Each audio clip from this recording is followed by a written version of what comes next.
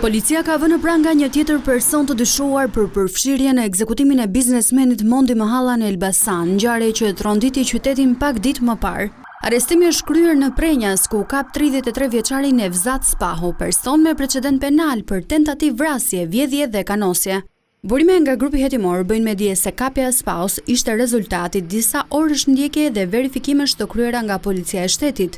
Mondi Mahalla, siç duket në këtë foto, u ekzekutua të dielën e Elbasan sapo hyri brenda automjetit të tij Range Rover. Autori është fiksuar teksa i hap zjarr 43 vjeçarit që mbeti i vdekur në vend. Marcelo Arani dhe Armando Cola, të identifikuar si ekzekutorët e tij, janë shpallur në kërkim, ndërsa në pranga janë vënë edhe 2 persona, ish ortaku i Mahallës në biznesin që ai kishte me taksit, Gino Ago, dhe Kujtim Pisha, 52 vjeç, roja i karburantit, nën akuzë për mos kallëzim krimi.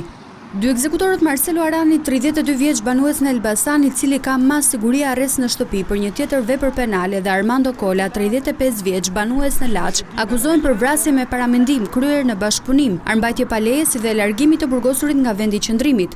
Policia arrestoi dhe Naldo Gjinin nga Lezhë, i cili ishte parë ditët e fundit duke qarkulluar me makinën tip Audi që përdorën autorët në ekzekutimin e 43 vjeçarit. Ky automjet rezulton në pronësi të subjektit të viktimës që jepte makina me qira. Pas ngjarjes së rëndë, makina Audi u gjetë djegur në fshatin Mirak bashkë me një pistolet brenda.